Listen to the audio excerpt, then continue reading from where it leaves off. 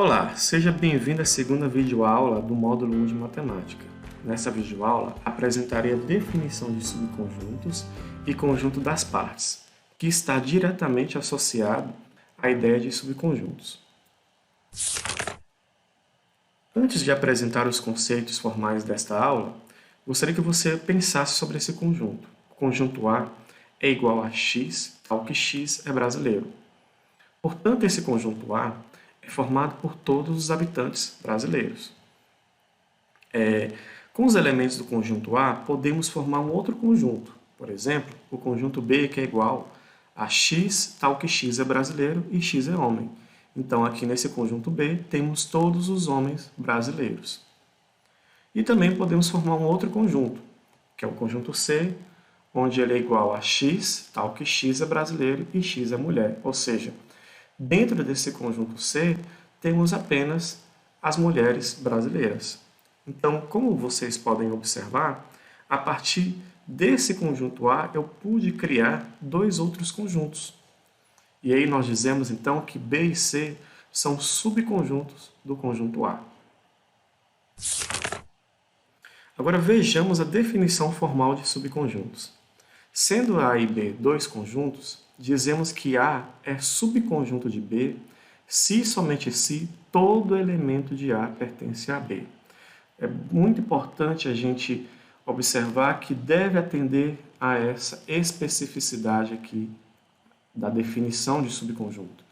Todo elemento do conjunto A deve pertencer ao conjunto B. Bom, caso isso não ocorra, então a gente dirá que o conjunto A não é subconjunto de B. E para representar essa relação, nós usamos um símbolo específico, né? Que nesse caso aqui nós temos o símbolo de está contido, ele é parecendo uma letra C, né? E também utilizamos o outro símbolo, que é o símbolo de contém, é como se fosse a letra C virada para a esquerda. É importante que vocês saibam distinguir o uso desses dois símbolos, porque eles devem ser utilizados em contextos diferentes. Veja a diferença da sua utilização. Nessa primeira afirmação, estou dizendo que o conjunto A está contido no conjunto B. Aqui, por sua vez, eu estou dizendo que o conjunto B contém o conjunto A. Ambas referem-se à mesma situação, em que o conjunto A é subconjunto de B. Porém, a forma de escrever, né, utilizando o símbolo está contido e contém, e a posição dos conjuntos é que está fazendo a diferença aqui. Caso os conjuntos não guardem essa relação, a gente utiliza os símbolos de não está contido e não contém, que simplesmente basta a gente fazer o seguinte, ó, desenha o símbolo de está contido e risca. Então, ele passa a ser não está contido. E se nós fizermos o contém com um risco, né, cortado, nós diremos então que é o símbolo que representa não contém. Então aqui eu posso escrever o conjunto A não está contido no conjunto B, ou eu posso escrever que o conjunto B não contém o conjunto A. Neste exemplo aqui, nós temos os conjuntos A, B e C. Vamos observar aqui qual é a relação entre o conjunto A e B, primeiramente. Observem aqui que o conjunto A é formado pelos números 0, 1, 2 e 3, enquanto que o conjunto B é formado pelos elementos 0, 1, 2, 3, 4 e 5.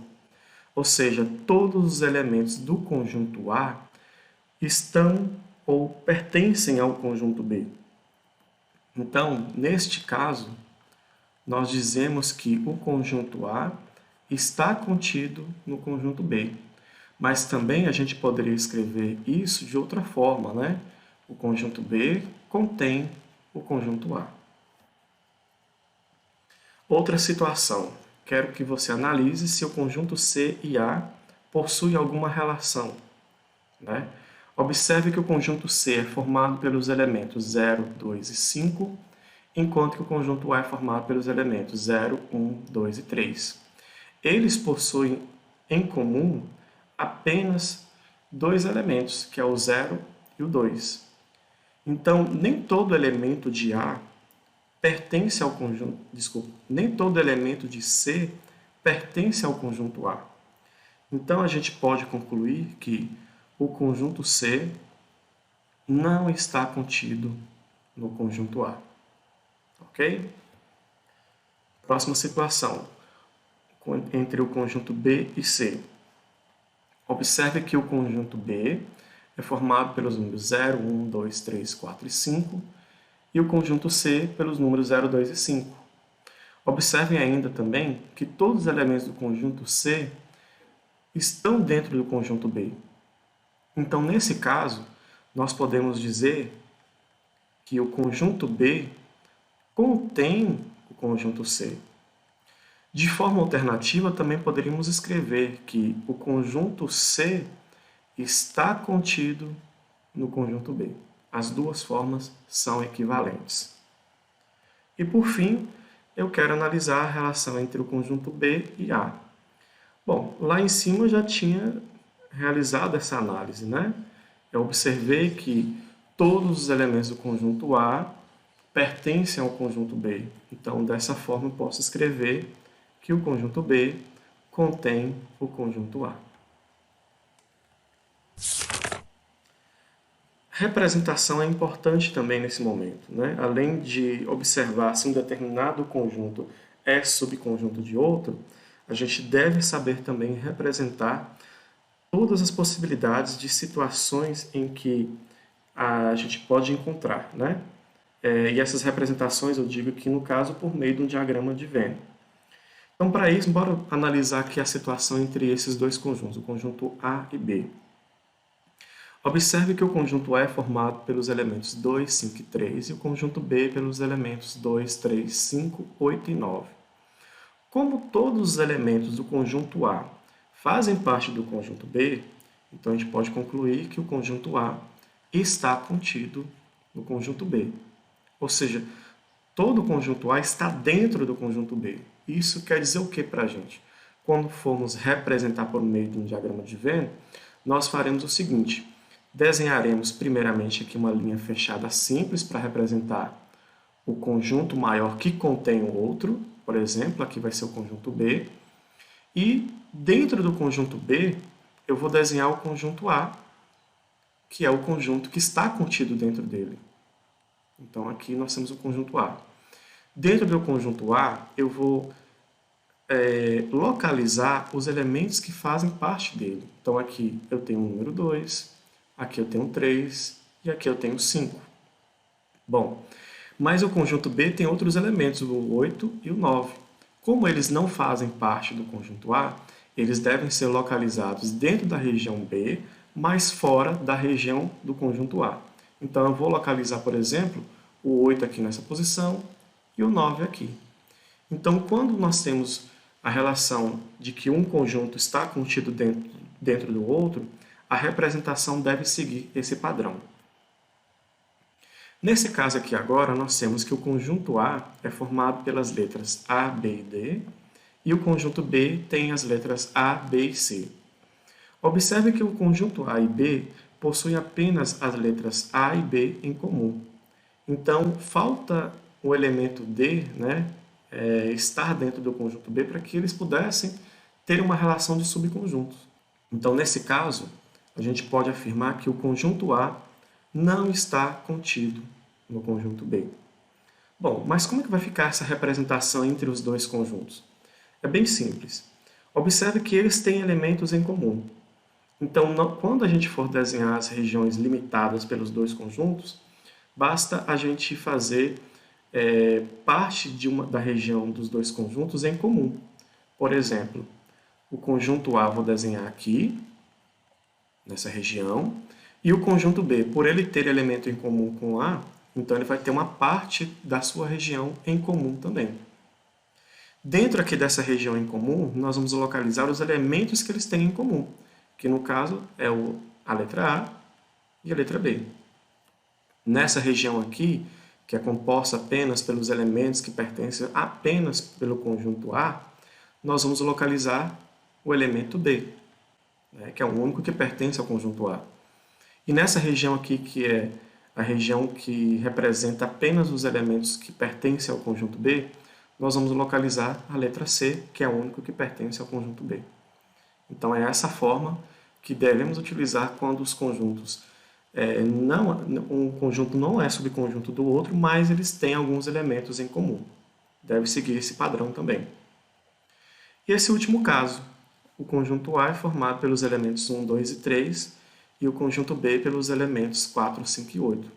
Claramente, você consegue observar que esses dois conjuntos não possuem nenhum elemento em comum. Então, nesse caso, o conjunto A não está contido em B. Eles não possuem nenhum elemento em comum, o conjunto A não está contido no conjunto B e nem B está contido em A.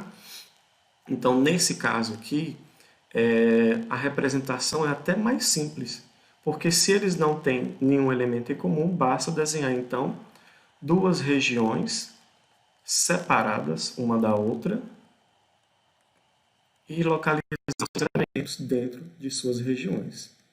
Então, ficaria dessa forma para essa situação. Quando isso acontece, a gente também chama que, denomina, né, que o conjunto A e B, eles são conjuntos disjuntos, tá? Isso é muito importante, essa definição, e nós estudaremos um pouco mais quando a gente for falar sobre operações entre conjuntos. Propriedade. Nós temos aqui, o conjunto vazio é subconjunto de qualquer conjunto. Então, o que essa propriedade está me dizendo? Ela está me dizendo o seguinte, que o conjunto vazio está contido no conjunto A. Ok? E esse A é qualquer conjunto que eu quiser.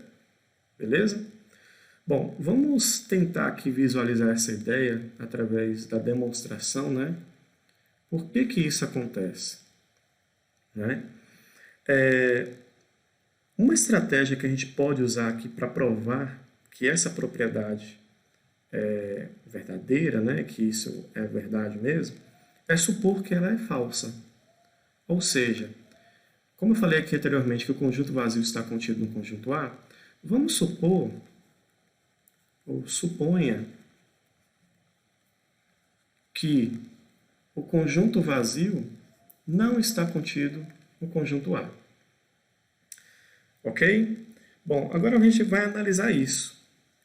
Pela definição de subconjunto, a gente tem o seguinte, que se o conjunto vazio não está contido no conjunto A, é porque existe, então, um elemento x, né, tal que esse x ele pertence ao conjunto vazio e que esse x ele não pertence ao conjunto A. Certo?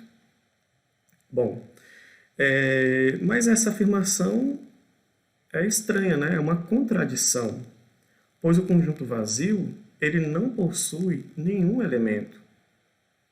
Assim, essa afirmação de que o conjunto vazio não está contido no conjunto A é falsa, né? Então, o conjunto vazio não está contido no conjunto A é falso. Certo?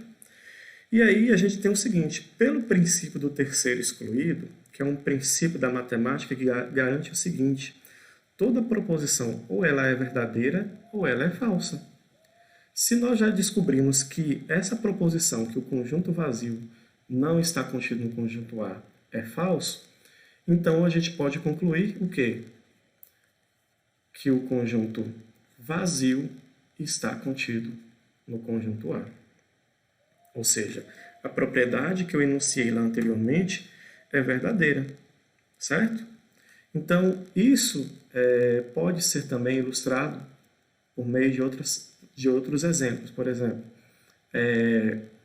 o conjunto vazio ele está contido nesse conjunto formado pelos elementos 1, 2, 3. E olha que situação interessante, né? Eu posso também escrever que o conjunto vazio ele está contido no próprio conjunto vazio. porque ele é um conjunto também. E pela propriedade diz que o conjunto vazio é subconjunto de qualquer conjunto.